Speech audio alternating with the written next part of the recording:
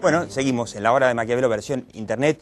Estábamos con Daniel Desein. Daniel Desein es el más joven de los presidentes de ADEPA, que como le había explicado, es la agrupación que nuclea a la mayor cantidad de diarios y los más importantes y tradicionales diarios en la Argentina.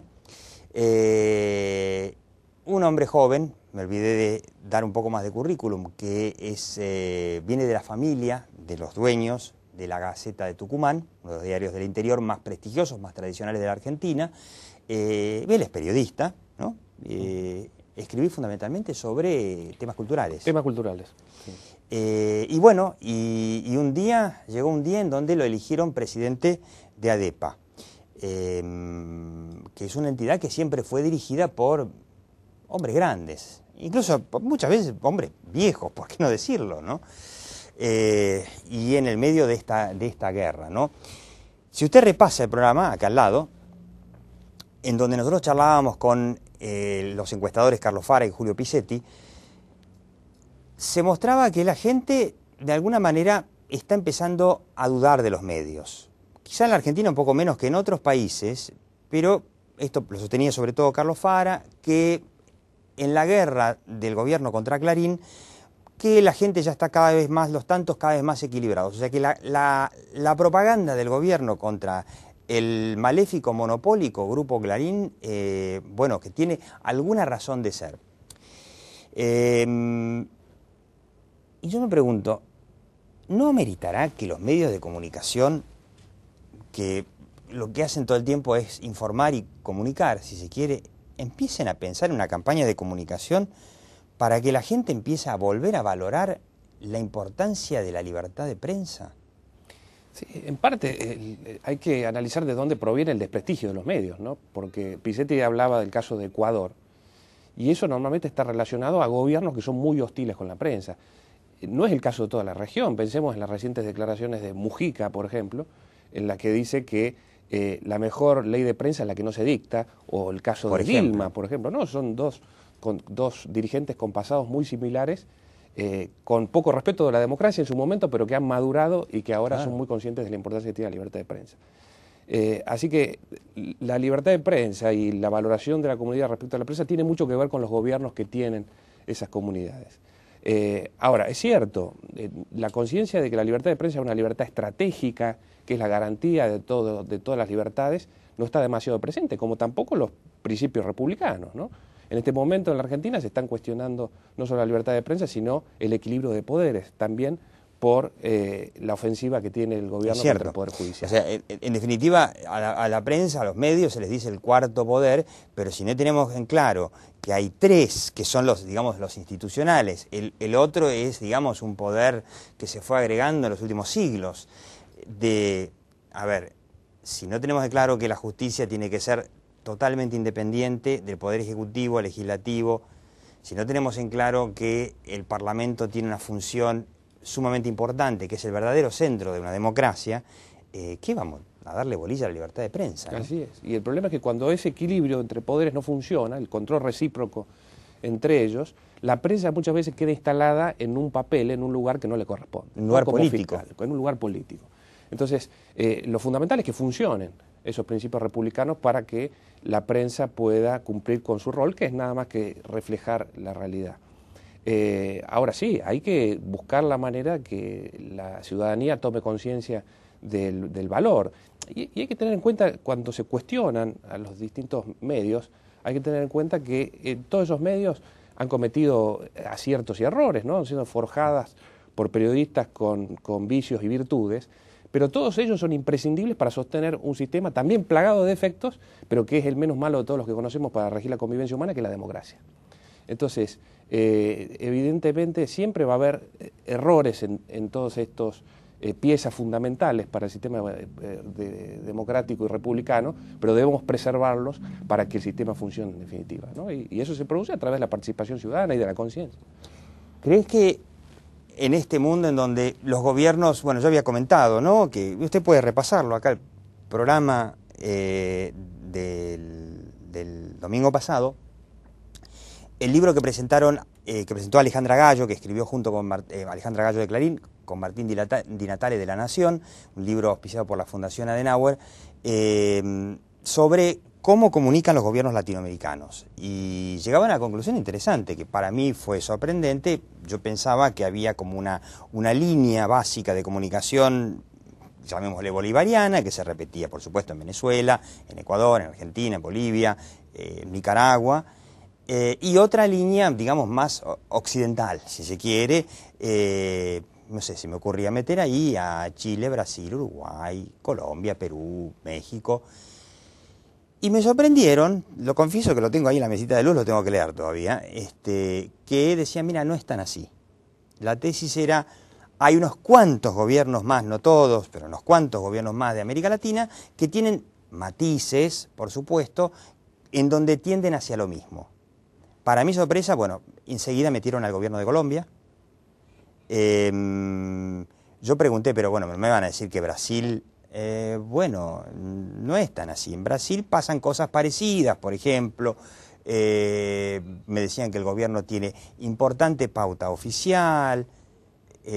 Bueno, en Chile es un poco distinto y Uruguay es bastante más distinto, pero hay matices en donde se repite un esquema general de que gobiernos se sienten, no sé, se sienten atemorizados o acosados por los medios críticos y tratan de buscar una comunicación por fuera de los medios de comunicación. Cadena, la típica, bueno, ahora con las redes sociales, por supuesto, es el medio ideal para puentear a los periodistas.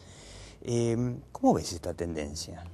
Bueno, lo fundamental es determinar con qué fondos se alimentan este tipo de medios alternativos y prooficiales. En la Argentina no tenemos una ley que reglamente con qué criterios debe distribuirse la publicidad oficial. Recordemos que en el 2003, cuando asume Néstor Kirchner, el monto total de pauta oficial era de 46 millones de pesos. En el 2009 estamos en 829 y en este año vamos a superar los 1.000 millones de pesos.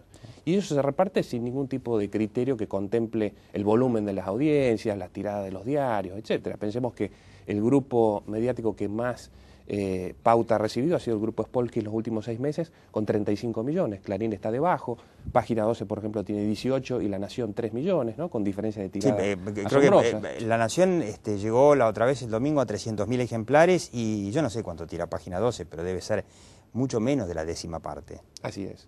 Entonces, este tipo de excesos en la discrecionalidad de la distribución de los fondos es un elemento que hay que tener en cuenta. Hay una iniciativa dentro del Parlamento para corregirlo, hay un proyecto unificado de la oposición en el que se fijan esos elementos para contemplar de qué manera se va a distribuir y al mismo tiempo se le da transparencia a esa distribución para que la ciudadanía en definitiva sepa cómo se están asignando sus propios recursos, ¿no? Ahora, algo debemos haber hecho mal en estos países, ¿no? Y sobre todo aquí en la Argentina peor que nunca, porque es difícil hacerle entender a la gente el valor de la libertad de prensa, el valor de que los medios puedan investigar a los gobiernos y criticarlos, dentro de normas, por supuesto, dentro de un juego de información debidamente chequeada, prudente, dentro del respeto a lo que todos los países del mundo tienen, que son secretos de Estado. Secretos de Estado me refiero a secretos militares, ¿no? Ese tipo de secretos de seguridad, no secretos de afanos, ¿no? Y cómo en estos países, en nuestros países, o en muchos de nuestros países, yo creo que si uno va a Uruguay es muy distinta la cosa, no se logró de alguna manera hacer carne ese valor que es fundamental a la democracia. Yo le recuerdo que hicimos varios programas sobre el sistema de conferencias de prensa en Alemania, al que se someten todos los gobiernos, y en el que son conferencias de prensa que manejan los propios periodistas. Esto significa que no eligen los gobernantes a quién contestarle y cómo contestarle, como vimos el caso patético de Chávez la semana que pasó, donde ante una pregunta muy lógica, muy sencilla, de una periodista corresponsal, Chávez se la pasó humillándola, buscando cómo humillarla, tratarla de analfabeta. En Alemania, por ejemplo, que es un país que le va bien, ¿no? O sea, muchos dicen, en parte le va bien gracias a que su prensa fue crítica, no fue condescendiente, respetuosa, pero no condescendiente con sus gobernantes. que es el país que es, y que los países poderosos y ricos tienen medios de comunicación fuertes y críticos, y viven con eso. Ahora, tampoco Angela Merkel ni Obama no se van no se levantan y se desayunan feliz y contentos de ver una tapa que critica sus políticas. También se enojan, pero se la bancan. Hace 1 o 2 días el Overseas Press Club, que es una organización de prestigiosos periodistas norteamericanos, le mandó una carta a Cristina Kirchner advirtiendo sobre los peligros de los ataques a la libertad de prensa, y allí lo que recordaba es que la crítica de la prensa es una carga que cualquier líder democrático debe aceptar. Yo creo que hay autores como Ernesto Laclau, ¿no?, o Chantal Mouffe, que han penetrado mucho en la dirigencia política. Son los favoritos de Cristina. Son los favoritos de Cristina, y que de alguna manera encarnan ciertas ideas que están arraigadas en el imaginario popular. Para ellos, el equilibrio de poderes, la libertad de prensa, son formalismos burgueses que lo que hacen es obstruir, ¿no es cierto?, aquellos procesos a través de confrontaciones necesarias contra ciertas corporaciones que pueden canalizar y dar y satisfacer los intereses populares. Entonces, estas ideas están dando vueltas y parte de la población, de la ciudadanía, las está tomando, y hay que tratar de aclarar cuál es el valor de los principios republicanos de la libertad de prensa para tratar de proteger los derechos de todos, que en definitiva de eso se trata, ¿no? Daniel Dasein, el nuevo presidente de ADEPA, además del más joven, va a tener una tarea que seguramente le va a hacer salir algunas canas. Yo te deseo mucha suerte, porque la verdad que la Argentina necesita, no sé si Cristina y Néstor Kirchner lo van a entender, ojalá que puedan entenderlo, que puedan cambiar y que puedan convivir con una prensa normalmente crítica, ¿no? Ojalá.